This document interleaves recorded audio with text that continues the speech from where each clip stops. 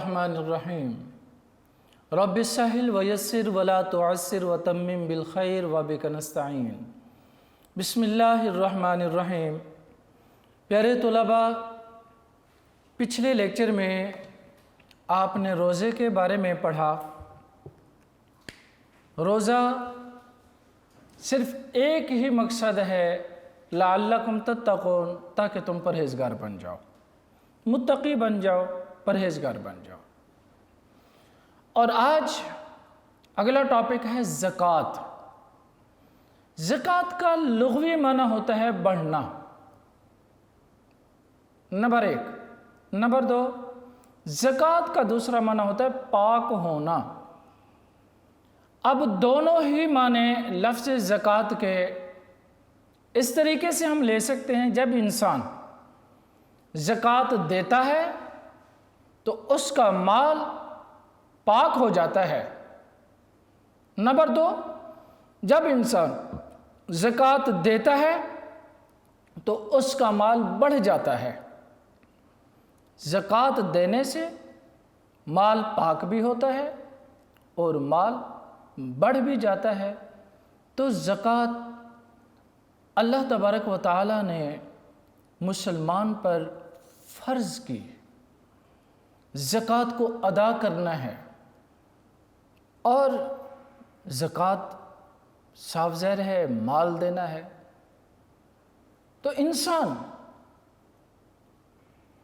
دلی طور پر ایک مرتبہ اس کو فیلنگز ہوتی ہیں کہ میں مال اپنا دے رہا ہوں، لیکن یاد رہے جس نے اللہ کی رضا کے لیے اس مال میں سے حصہ نکالا تو وہ سارا کا سارا مال اس کے لیے اب پاک ہو گیا، اور استعمال کے اور معاملات میں اس کے لیے حلال ہو گیا۔ زکوٰۃ کے لیے یہ ضروری ہے کہ صاحب نصاب ہو، اور صاحب نصاب ہونے کے ساتھ اس مال پر مکمل 1 سال بھی گزرا ہو۔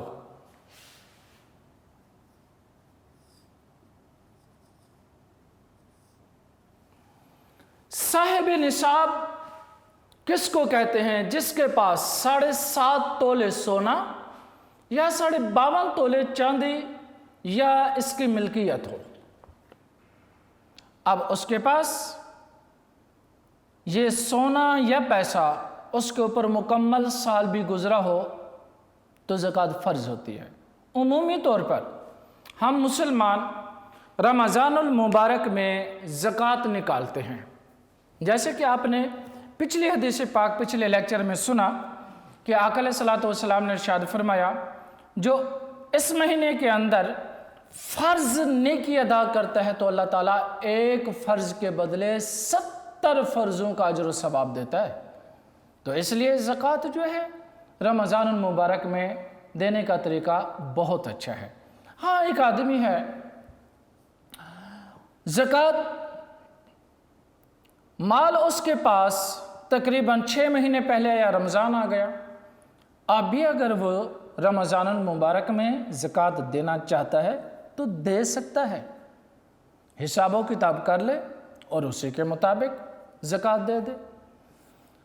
زکوٰۃ ہر اس چیز میں فرض ہے جو آپ کے ضروریات اصلیہ سے زائد ہو، ضروریات اصلیہ سے زائد ہو۔ مثلا گھر ہے اپنی رہائش کے لیے، یہ ضروریات ہے۔ گاڑی ہے اپنے کام کاج کے لیے، یہ ضرورت میں شامل ہے۔ کپڑے ہیں پہننے کے لیے، یہ بھی ضرورت میں شامل ہے۔ اب دکان ہے، وہاں بیٹھ کے اپنا کاروبار کرتا ہے، یہ بھی ضرورت میں شامل ہے۔ اگر گھر ہیں 2 3 4 5، جیسے کہ آج کل لوگ بزنس کرتے ہیں، صرف اس کا ایک گھر جو اس کی اپنے رہائش کے لیے ہے اس پہ زکوٰۃ نہیں ہے۔ باقی جتنے گھر بنائے، بیچے اور اس کی ملکیت میں ہوں، یاد رہے وہ تجارت کی صورت میں، لینے دینے کی صورت میں وہ اگر کرتا رہتا ہے، یعنی مکان لے لیا یا مکان پلاٹ لیا، اس کو بنا لیا، مکان بنا کے بیچ دیا، تو اب اس تمام کے تمام گھروں پر بھی زکوٰۃ فرض ہوگی، یہ یاد رکھ لیں۔ ہر وہ مال جو آپ کی ضرورت اصلیہ سے زائد ہو، کیونکہ وہ گھر ایسے ہی گاڑیاں ہیں، ایک گاڑی اپنی ضرورت کے لیے، دو ہیں، مثلا کہ ایک خود آفس میں لے کے جاتے ہیں، بزنس میں جانا ہے ادھر لے کے جاتے ہیں، اور ایک بچوں کے ضرورت کے لیے ہے، تو اب ان دو گاڑیوں پہ زکوٰۃ نہیں ہوگی۔ لیکن اس کے بعد جتنی بھی گاڑیاں ایک آدمی بزنس ہی گاڑیوں کا کرتا ہے، گاڑی لے لی بیچ لی، تو یاد رہے جتنی بھی گاڑیاں ہوں گی اب تمام گاڑیوں پر سوائے ان گاڑیوں کے جو آپ کی ضرورت کی ہیں، باقی تمام گاڑیوں پر زکوٰۃ فرض ہے۔ اور اگر جانور ہیں، اونٹ ہیں، اگر اونٹ ہیں 5، تو 5 اونٹ کے اندر آپ کو ایک بکری دینی پڑے گی۔ اگر اونٹ ہو گئے 10 تو اب 2 بکری دینی پڑیں گی۔ اگر اونٹ ہو گئے 15 تو 3 بکریاں دینی پڑیں گی۔ اگر 20 ہو گئے تو 4 بکریاں۔ اگر 25 اونٹ ہو گئے، اب آپ کو اونٹنی کا ایک وہ بچہ دینا پڑے گا جو 1 سال کا مکمل ہو اور دوسرے سال میں جا رہا ہو۔ ایسے ہی 40 بکری ہیں تو 1 بکری دینی پڑے گی، 30 گائے ہیں تو 1 گائے دینی پڑے گی، بھینس کا بھی یہی حکم ہے۔ اب آ جائیں زراعت پر۔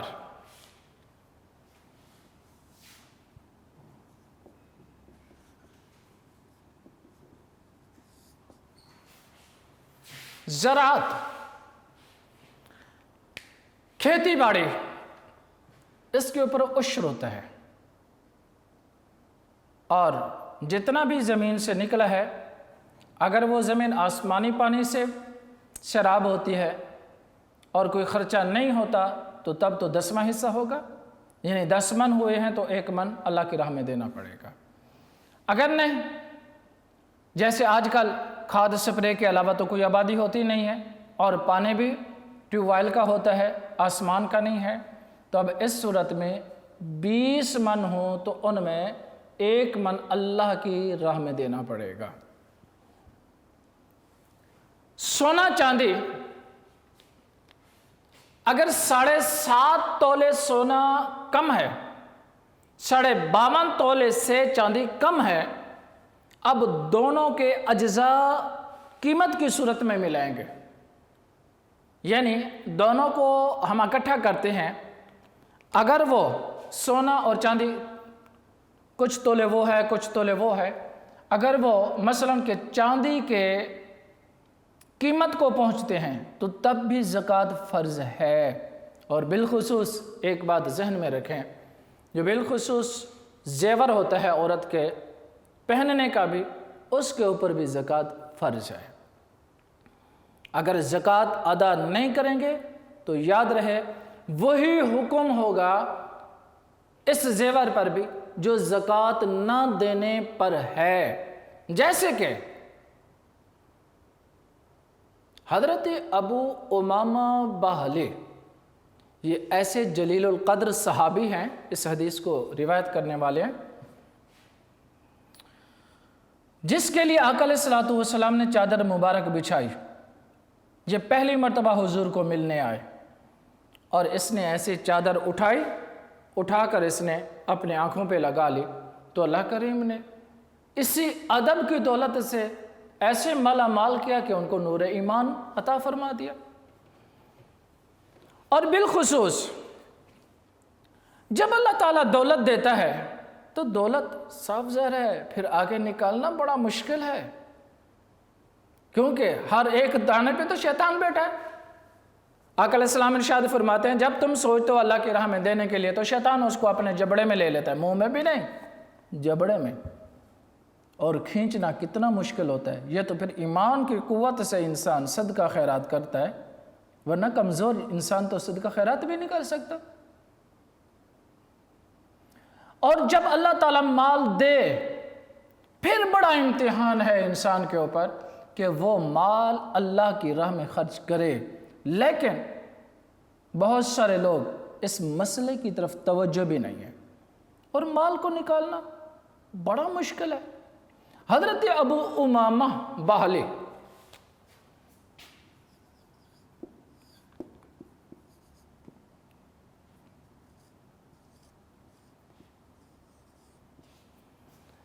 جید صحابی رسول ہیں، جیسے میں نے ابھی ان کا تعارف کروایا۔ یہ آیت تو آقا علیہ السلام نے ان کے لیے چادر بچھا دی اور انہوں نے چوم کر آنکھوں پہ لگائی تو اللہ نے ایمان کی دولت عطا فرما دی۔ ایک آدمی آیا حضور کی بارگاہ میں جس کا نام ثعلبہ بن حاطب تھا۔ ثعلبہ بن حاطب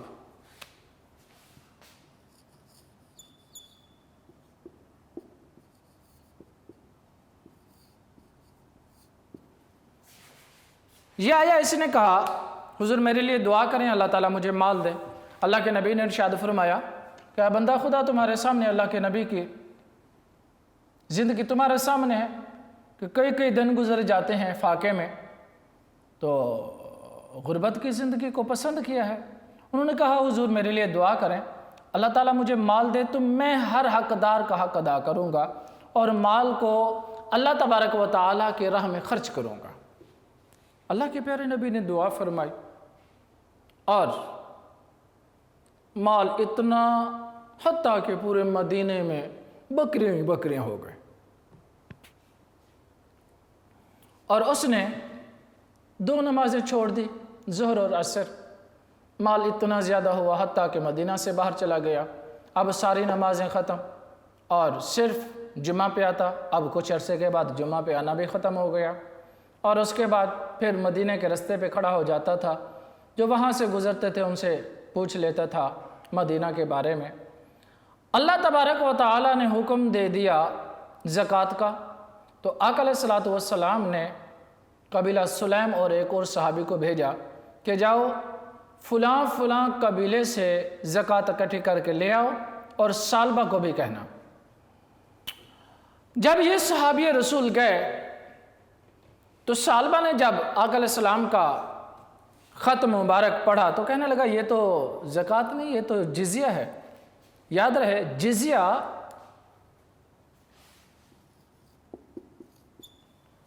اس کو کہتے ہیں جو کافر مسلمانوں کے ملک میں رہے اور اس سے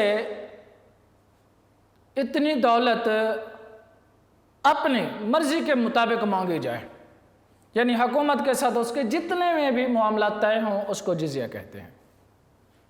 اس نے کہا جی یہ تو جزیہ ہے، میں تو نہیں دوں گا۔ اچھا چلو آپ ایسا کرو، کہنے لگا کہ آگے دوسرے قبیلوں سے لے کے واپس آؤ، پھر میں دیکھتا ہوں۔ جب وہ آگے قبیلے کے پاس گئے، بنو سلیم کے پاس، کیا کمال وہ لوگ تھے، انہوں نے اپنے مال سے جو بہترین جانور تھے وہ نکالے اور کہا لے جاؤ۔ انہوں نے کہا جی حضور نے فرمایا ہے نہ سب سے اچھا لینا ہے نہ بالکل کمزور جانور لینا ہے۔ انہوں نے کہا جی جب میں اپنی مرضی سے محبت سے دے رہا ہوں تو آپ لے جائیں۔ کمال، اگر لوگ ہوں تو ایسے ہوں۔ جب وہ صحابہ واپس آئے ثعلبہ کے پاس، کہا ثعلبہ ان سے تو ہم لے کے آئے۔ اس نے کہا جی اچھا آپ جائیں، میں سوچتا ہوں۔ جیسے ہی یہ صحابہ آقا علیہ السلام کی بارگاہ اقدس میں پہنچے تو سرکار نے فرمایا ثعلبہ ہلاک ہو گیا، اور آقا علیہ السلام نے ان کے لیے حکم فرما دیا والذین یکنزون الذہب والفضة ولا ينفقون فی سبیل اللہ فبشرهم بعذاب علیم، اور دوسری آیت ولا يحسبن الذین یبخلون بما آتاهم اللہ من فضلہ هو خیر لهم بل هو شر لهم۔ اس کے قبیلے کے لوگ وہاں بیٹھے تھے، وہ دوڑتے گئے، جا کر ثعلبہ کو کہا کہ ثعلبہ اللہ کے نبی نے تیرے لیے یہ کہہ دیا اور اللہ کے نبی پر آیت نازل ہوئی ہے، تم تو ہلاک ہو گئے ہو۔ اس نے مال لیا، مدینے آئے، سرکار نے فرمایا میرے اللہ نے منع کر دیا ہے، میں اب تیرا مال نہیں لوں گا، واپس چلا گیا۔ سرکار کے وصال کے بعد حضرت سیدنا صدیق اکبر کے پاس آیا، آ کر کہتا ہے کہ میں زکوٰۃ دینا آیا۔ آپ نے فرمایا جس کی زکوٰۃ میرے آقا نے قبول نہیں کی تو میں کیسے لے سکتا ہوں؟ آپ نے بھی قبول نہیں کی، واپس چلا گیا۔ دور حضرت فاروق اعظم کا آیا، وہ مال لے کے آیا، عرض کی کہ میں زکوٰۃ دینے آیا ہوں۔ فرمایا جس مال کو اللہ کے پاک پیغمبر نے قبول نہیں کیا، سیدنا صدیق اکبر نے قبول نہیں کیا، تو میں کیسے قبول کر سکتا ہوں؟ آپ نے بھی واپس بھیج دیا۔ دور آیا حضرت عثمان غنی کا، حتیٰ کہ اسی دور میں سالبہ مر گیا۔ یاد رہے وہ ساری بکریاں کدھر رہیں؟ دنیا پہ رہ گئی یا قبر میں لے گئے؟ دنیا پہ رہی نا۔ صرف سمجھانے کی ضرورت ہے اپنے دماغ کو اور دل کو کہ لوگو مال صرف انما اموالکم و اولادکم فتنہ، اللہ فرماتا ہے بے شک مال بھی اور اولاد بھی تمہارے لیے آزمائش ہے۔ اللہ کریم تمہیں آزمانا چاہتا ہے کہ لوگو تم کیا کرتے ہو، کہ تم اس کے دیے ہوئے مال، یہ نہیں ہے کہ ہم نے خود ہی اپنا بنا لیا ہے، اللہ کے دیے ہوئے مال سے زکوٰۃ دینا بھی ہمارے لیے کتنی کوفت ہوتی ہے۔ اگر ایسی صورت کسی کو بھی زندگی میں یہ حالت نظر آتی ہے اپنی، تو یاد رکھ لو کہ وہ بدبختی انسان کے اوپر سوار ہو رہی ہے۔ فی الفور توبہ استغفار کر کے اللہ سے معافی مانگے۔ زکوٰۃ انسانی معاشرے کی تشکیل میں نظام معیشت بنیادی اہمیت کا حامل ہے۔ صاف ظاہر ہے معیشت کسی بھی ملک زمانے کی ریڑھ کی ہڈی ہوتی ہے۔ اگر ریڑھ کی ہڈی ٹوٹ جائے نا انسان کی، کمر کی ہڈی، تو ساری زندگی انسان کھڑا نہیں ہو سکتا۔ اور ایسی اگر معیشت کسی بھی ملک کی ختم ہو جائے یا گھر کی ختم ہو جائے تو یاد رہے گھر سلامت نہیں رہ سکتے۔ اللہ تعالی نے بندوں کو نظام معاشرت کی طرح نظام معیشت کے بہترین ضابطے عطا فرمائے۔ اگر ان ضابطوں پر عمل کیا جائے تو معاشی عدل قائم رہتا ہے، ان کو ترک کر دینے سے نا انصافی جنم لیتی ہے جو متعدد خرابیوں کا باعث بنتی ہے۔ صاف ظاہر ہے اللہ نے مال دیا ہے، یہ اس لیے نہیں دیا کہ سانپ بن کے بیٹھ جاؤ۔ اللہ نے مال دیا ہے، یاد رہے آقا علیہ السلام ارشاد فرماتے ہیں اللہ تمہیں مال دیتا ہے ضعیف کمزوروں کی وجہ سے، اور ہم ان کا ہی صدقہ جو ہے لے کے سارا خود ہڑپ کر جاتے ہیں، سارا خود کھا جاتے ہیں۔ تو یاد رہے اللہ کی بارگاہ میں ہم بہت ہی گنہگار ہو گئے ہیں۔ اللہ نے ہمیں مال دیا تھا جس میں غرباء کا حصہ تھا، یتامہ، بیوہ، بے سہارا، نادار، وہ لوگ جن کا کوئی کرنے والا نہیں ہے، لیکن اگر ہم نے حصہ نہیں نکالا تو یاد رہے ہم سخت گنہگار ہو گئے ہیں۔ اللہ تعالیٰ کے عطا کردہ معاشی نظام میں زکوٰۃ کی بنیادی اہمیت حاصل ہے۔ زکوٰۃ کی اہمیت کا اندازہ کچھ اس طرح سے ہوتا ہے کہ قرآن کریم میں اکثر مقامات پر ادائیگی نماز کے ساتھ ادائیگی زکوٰۃ کا بھی حکم دیا، یعنی جہاں پر اللہ کریم نے نماز کا حکم دیا وہاں پر اللہ کریم نے زکوٰۃ کا بھی حکم دیا، اور تقریباً کم و بیش یہ 33 مرتبہ سے بھی زیادہ جو ہے اللہ کریم نے اس حکم کو بار بار نازل کیا۔ ویسے تو مفسرین نے اس کی تعداد بہت زیادہ بتائی ہے۔ نماز اگر بدنی عبادت ہے تو زکوٰۃ مالی عبادت ہے۔ صاف ظاہر ہے یہ مال سے ادا ہوتی ہے اور وہ بدن سے ادا ہوتی ہے، تو انسان دونوں زکوٰۃیں دینی چاہیے کہ نہیں؟ صرف پیسہ دے دینا اور نماز کی طرف توجہ نہ کرنا یہ بھی کامیابی نہیں ہے۔ نماز پڑھ لینا اور غرباء کا حصہ کھا جانا یہ بھی غلط بات ہے۔ دونوں پہ عمل کرنا چاہیے، یعنی عبادت بھی کرنی چاہیے اور مال بھی دینا چاہیے۔ نظام زکوٰۃ کی اس حیثیت کے پیش نظر حضرت ابوبکر صدیق نے زکوٰۃ سے انکار کرنے والوں سے باوجود کہ وہ کلمہ گو تھے جہاد کیا اور فرمایا اگر میں اپنی زندگی میں ان دونوں فرائض کی تعمیل میں کوئی فرق نہیں ہونے دوں گا، یاد رہے کہ میں اپنی جب تک میں زندہ ہوں میں کبھی بھی اس میں تبدیلی نہیں ہونے دوں گا، نہ نماز میں نہ زکوٰۃ میں۔ اگر کوئی آدمی اگر اونٹ کی رسی دیتا ہے تو میں اس سے وہ بھی لوں گا۔ سرکار کے زمانے میں اگر دیتا تھا تو آج بھی وہ ادا کرے۔ زکوٰۃ کے لغوی معنی پاک کرنے کے ہیں۔ جو انسان زکوٰۃ ادا کرتا ہے وہ اللہ تعالیٰ کے حکم کے مطابق نہ صرف اپنے مال کو پاک کر لیتا ہے بلکہ اس کے ذریعے اپنے دل کو بھی دولت کی ہوس سے پاک کر لیتا ہے، اور دولت کے مقابلے میں اس رب کی محبت کو اپنے دل میں جگہ دیتا ہے جس کے حکم پر وہ دولت کو قربان کر رہا ہے۔ کیا مطلب؟ یعنی مطلب یہ ہے کہ جب انسان دولت دیتا ہے تو اللہ تبارک و تعالیٰ اس کے دل سے دنیا کی ہوس ختم کر دیتا ہے، دنیا کی دولت کی خواہشات ختم کر دیتا ہے۔ یاد رہے، جب دینے کے لیے کوشش کرو گے تو اللہ تعالیٰ رحمت فرمائے گا۔ اگر دینے کی نیت ہی نہیں ہے سرے سے تو پھر یاد رکھ لے تمہارے دل کے اوپر ہوس، نفسانی خواہشات اور پیسے کا قبضہ ہو جائے گا۔ جب پیسہ تمہارے اوپر قبضہ اختیار کر کے بیٹھ جائے گا، یاد رہے پھر تم کبھی بھی اللہ کی قربت حاصل نہیں کر سکتے، اللہ کی معرفت حاصل نہیں کر سکتے، اللہ تبارک و تعالیٰ کی محبت نہیں حاصل کر سکتے۔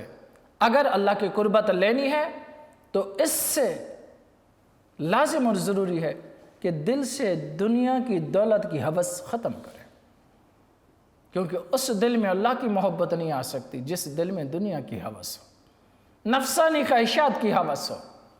اس لیے ہمیں دل کو پاک کرنا پڑے گا، تب اللہ تعالیٰ کی قربتیں نصیب ہوں گے۔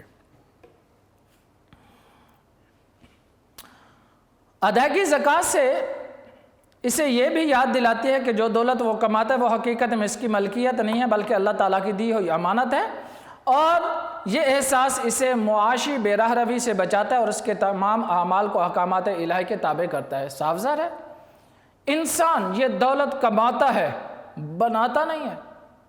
اللہ تعالیٰ اس تمام دولت کو بنانے والا ہے اور تمام دنیا کا خالق و مالک ہے۔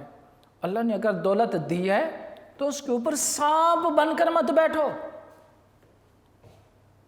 یاد رہے جو آدمی دولت کے اوپر سانپ بن کر بیٹھ جاتا ہے، اللہ تعالیٰ ارشاد فرماتا ہے والذین یکنزون الذھب والفضة، آقا علیہ السلام کی حدیث پاک کی اس کے ساتھ کہ کل قیامت والے دن وہ دولت گنجے سانپ کی صورت میں آئے گی۔ حضرت ابی ہریرہ سے روایت ہے یہ حدیث پاک، گنجے سانپ کی صورت میں آئے گی اور آ کر گلے میں، جب گلے میں لٹکنا شروع ہوگی تو وہ پھینکنا شروع کرے گا، تو وہ دولت کہے گی کہ دنیا میں تو مجھے بڑی محبت سے اکٹھا کر کر کے رکھتا تھا اور آج مجھے پھینکتا ہے دور۔ وہ کہے گا نہیں میں تمہیں نہیں جانتا، تو وہ سانپ کہے گا میں تیری وہ دولت ہوں جو دنیا کے اندر تو اکٹھی کر کے رکھتا تھا اور جس کے اندر غرباء کا حق نہیں دیتا تھا، نہ اپنے اوپر خرچ کیا نہ غرباء کا حق دیا۔ دولت تو صرف وہی ہے جو کچھ انسان کھا لیا یا جو کچھ اللہ کے لیے دے دیا، جب مر گئے اب وہ دولت تیری نہ رہی۔ اس لیے مرنے سے پہلے انسان کو چاہیے کہ وہ اپنے ہاتھ سے خرچ کر جائے، دین کے کام میں خرچ کر جائے اور غرباء پہ خرچ کر جائے۔ نبی علیہ السلام کا ارشاد، آقا علیہ السلام نے ارشاد فرمایا معاشی معاملات دین کا اہم حصہ ہیں۔ صاف ظاہر ہے معاشی معاملات نہ ہوں تو انسان کی زندگی کا باقی رہنا مشکل ہو جائے۔ جب انسان دولت جیسی نعمت اللہ تعالیٰ کے حکم پر خرچ کرتا ہے تو اللہ تعالیٰ اس کے اثار کی قدر کرتے ہوئے اس خرچ شدہ مال کو اپنے ذمہ قرض لیتا ہے اور وعدہ فرماتا ہے بندے کا یہ قرض وہ کئی گنا بڑھا کر واپس کرے گا۔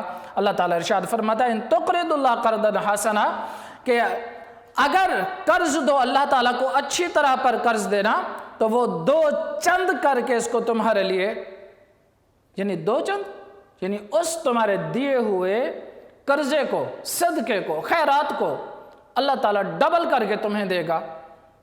اور اللہ تعالیٰ ارشاد فرماتا ہے وَيَغْفِرْ لَكُمْ، صرف نیکیاں نہیں ڈبل کر کے دوں گا، تمہاری بخشش بھی کر دوں گا، یعنی تمہارے گناہ بھی معاف ہو جائیں گے۔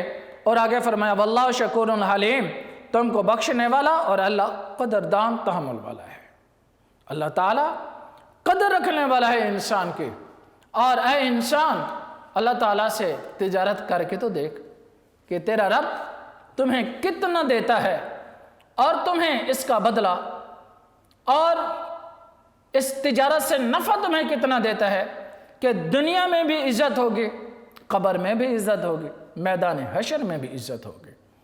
اور وہ لوگ جو زکوٰۃ نہیں دیتے، اللہ تعالیٰ ارشاد فرماتا ہے وَالَّذِينَ يَكْنِزُونَ الذَّهَبَ وَالْفِضَّةَ وَلَا يُنْفِقُونَ فِي سَبِيلِ اللَّهِ فَبَشِّرْهُمْ بِعَذَابٍ عَلِيمٍ۔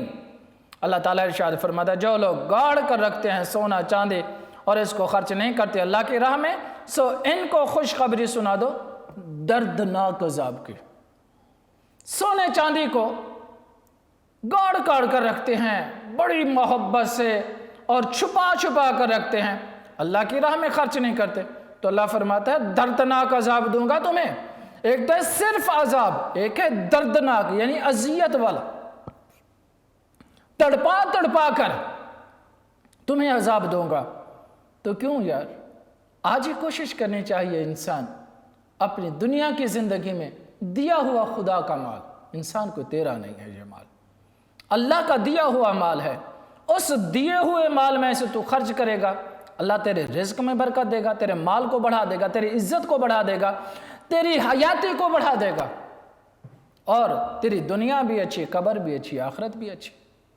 تو کیوں نہیں انسان اپنی زندگی میں کوشش کر کہ اپنے معاملات ایسے کر کہ تیرا رب بھی راضی ہو، رب کی مخلوق بھی راضی ہو۔ معاشی فوائد یعنی زکوٰۃ دینے سے معاشی فوائد کیا ہیں؟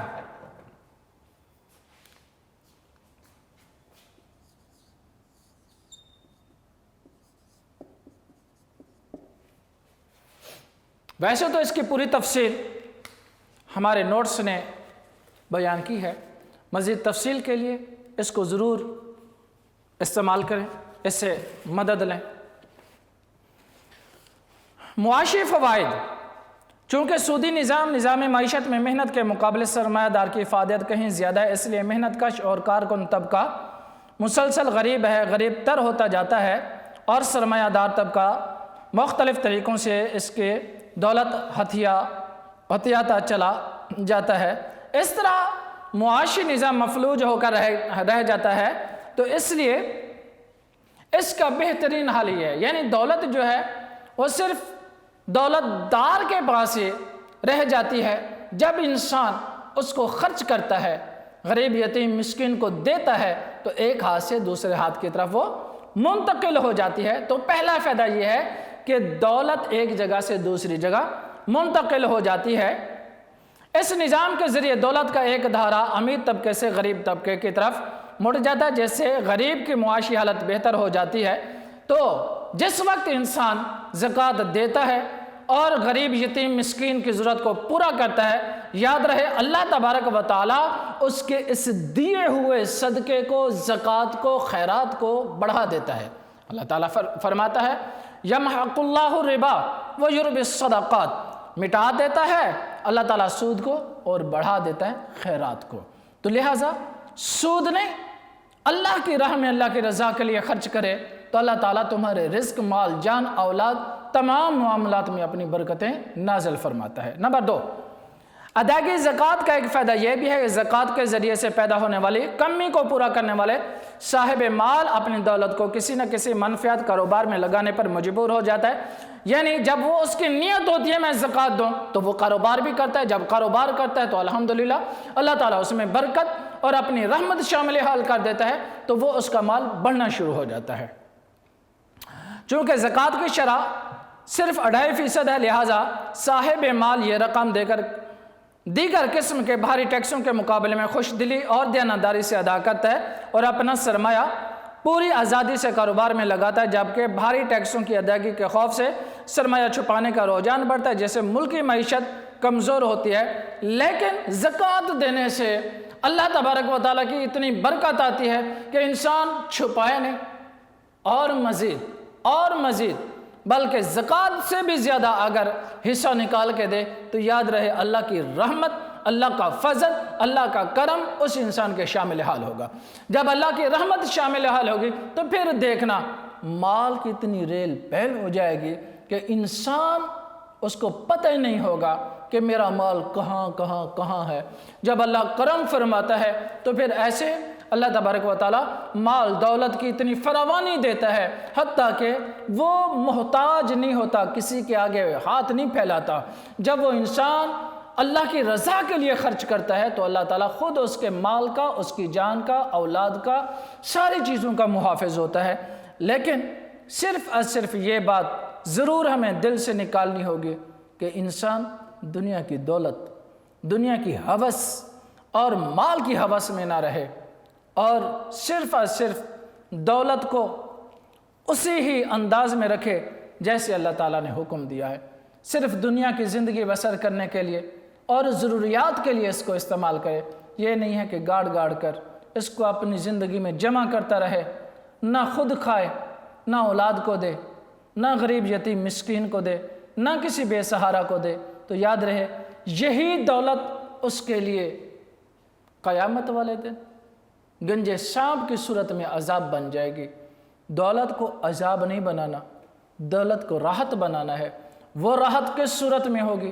جب تم صدقہ، خیرات اور اللہ کی راہ میں، اللہ کے دین میں اور نیک کاموں میں، مثلا مسجد بنوا لی، کنواں بنوا دیا، جیسے کہ آج کل پانی کا مسئلہ ہے، اور مختلف علاقے ایسے ہیں جو بالکل غریب ہیں ہمارے پاکستان میں، اور وہاں پینے کے لیے پانی نہیں ہے۔ اگر اللہ کریم توفیق دے، مال دیا ہے، تو ضرور ان علاقوں میں جا کر پانی کی فراوانی، بالخصوص جن بچوں کی تعلیم تربیت کرنے والا کوئی نہیں ہے، ان کے لیے اگر ہم کوشش کریں اپنے مال میں سے ماہانہ لگا دیں تاکہ ان بچوں کی تربیت ہو اور ان کی ضروریات پوری ہوں، وہ بھی پڑھ لکھ کر ایک بہترین انسان بنے، تو انشاءاللہ ملاقات ہوگی اگلے لیکچر میں۔ اللہ تعالیٰ کی اس رحمت اور کرم امید سے کہ انشاءاللہ اللہ کے فضل اور کرم سے اور ایمان کی سلامتی سے اگلے لیکچر میں ملیں۔